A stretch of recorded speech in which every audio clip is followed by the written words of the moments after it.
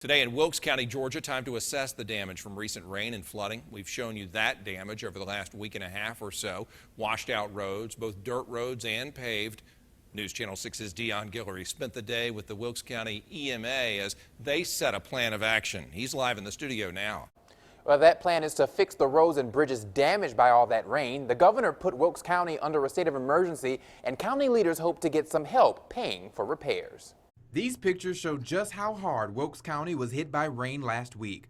The flooding is gone, but what's left behind are new problems. Damaged roads on the north side of the county. Crews are keeping a close eye on it all. We just want to make sure all the roads, all the bridges are safe for the bus and the school system on Wednesday when they open the school back up. Blake Thompson with the Wilkes County EMA says it's going to cost a lot of money to fix this damage. That's the next challenge at this point. That's our big challenge. I hope we get some money from the federal government, but right now, well, we haven't reached that point yet. And you can see it's the same way here in the city. You can see this bus having to turn because this road right here in the middle of the city is closed because crew workers are trying to repair things from the flood.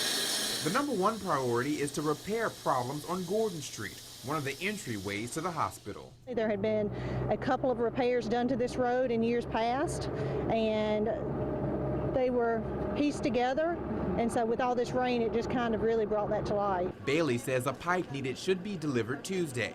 Once that project is finished, crews will move to other troubled areas and fix storm drain issues. She says all the rain was just unbelievable. I've been in Wilkes County my whole life, and I don't think I've ever seen anything quite like this. Well, both city and county leaders hope to get federal help to pay for the repairs that could cost $300,000. GMA and GDOT are expected in the area tomorrow to take a closer look at all the damage.